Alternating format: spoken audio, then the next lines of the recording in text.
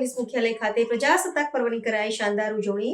Police કમિશનરે ધ્વજવંદન કરી રાષ્ટ્રધ્વજને સલામી આપી। વડોદરા શહેરના પ્રતાપનગર સ્થિત પોલીસ મુખ્યાલય ખાતે ભારતીય ગણતંત્ર દિવસની ભવ્ય અને ગરિમાપૂર્ણ ઉજવણી કરવામાં આવી હતી। આ રાષ્ટ્રીય પર્વ નિમિત્તે આયોજિત વિશેષ સમારોહમાં વડોદરા શહેર પોલીસ કમિશનરના વરદ હસ્તે ધ્વજવંદન કરવામાં આવ્યું હતું। તેમણે સંપૂર્ણ રાજકીય સન્માન સાથે તિરંગો લહેરાવીને રાષ્ટ્રધ્વજને સલામી આપી હતી, જેના સાક્ષી બનવા માટે મોટી સંખ્યામાં પોલીસ અધિકારીઓ અને કર્મચારીઓ ઉપસ્થિત રહ્યા હતા। ધ્વજવંદન વિધિ પૂર્ણ થયા બાદ પોલીસ કમિશનરે ઉપસ્થિત તમામ પોલીસ જવાનો અને અધિકારીઓને રાષ્ટ્રની એકતા, અખંડિતતા અને સાર્વભૌમત્વની રક્ષા કાજે સામૂહિક શપથ લેવડાવ્યા હતા।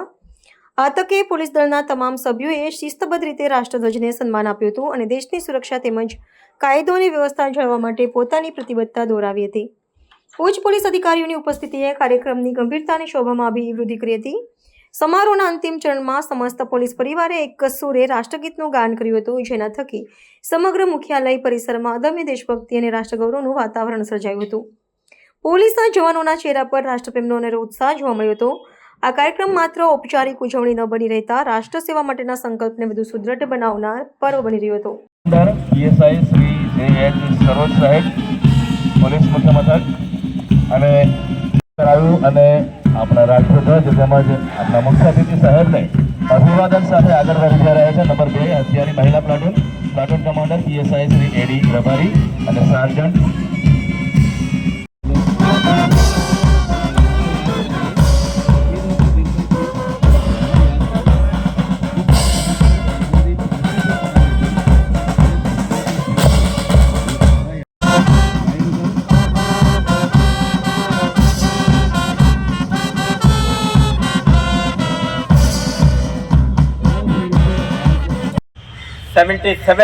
ગણતંત્ર દિવસ છે, જેના ઉજવણી માટે આપને સૌ અહીંયા એકત્રિત થયા છીએ। સન 1950માં આ દિવસે આપણું બંધારણ અમલમાં આવ્યું, જેનાથી ભારત એક સાર્વભૌમ, સમાજવાદી, ધર્મનિરપેક્ષ અને લોકશાહી ગણતંત્રમાં પરિવર્તન થયું।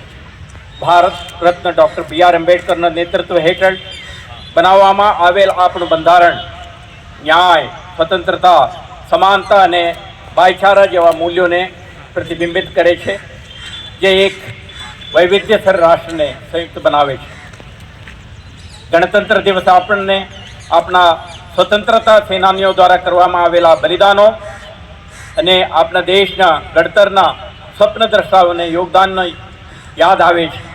આજે એ સમય આવ્યો છે જ્યારે આપણે નાગરિક તરીકેની આપણી જવાબદારીઓને યાદ કરી આ સંવિધાનિક મૂલ્યોને જાળવી રાખી વધુ મજબૂત અને વધુ સમાવેશી ભારત તરફ આગળ વધવું જોઈએ। કાયદાનું શાસન ભારતના બંધારણની મૂળભૂત વિશેષતા છે। ગુનાખોરી બનતા અટકાવવા અને બનેલ ગુનાઓને શોધ કરી ન્યાયિક કાર્યવાહી હાથ ધરવી। 77th રિપબ્લિક ડેના શુભ પ્રસંગે यहाँ उपस्थित તમામને અને વડોદરા શહેરવાસીઓને શહેર પોલીસ તરફથી ખૂબ ખૂબ શુભકામનાઓ। આપણા ગણતંત્ર દિવસ અને સૌને રાષ્ટ્રના પ્રતિ સમર્પિત થઈને કામ કરવા માટે પ્રેરિત કરે છે।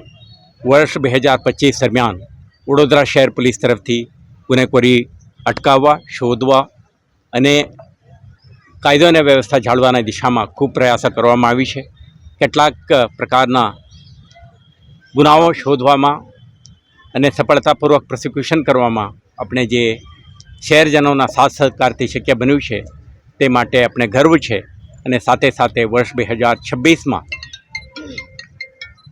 ગુનાખોરી અટકાવવાની દિશામાં, શોધખોળની દિશામાં, માર્ગ સુરક્ષા,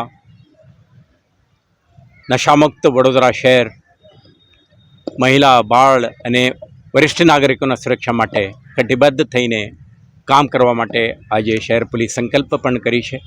મને વિશ્વાસ છે આવતા દિવસોમાં વડોદરા શહેરના નાગરિકોના સાથ સહકારથી અને અન્ય વિભાગો સાથેના સંકલનથી અને નોન ગવર્મેન્ટલ ઓર્ગેનાઇઝેશન્સના પાર્ટનરશિપથી હું વધુ મહેનત કરીને વડોદરા શહેરને એક સંસ્કાર નગરી, સમૃદ્ધ નગરી અને સુરક્ષિત નગરી બનાવવાની દિશામાં પ્રયત્નશીલ રહીશું। આભાર।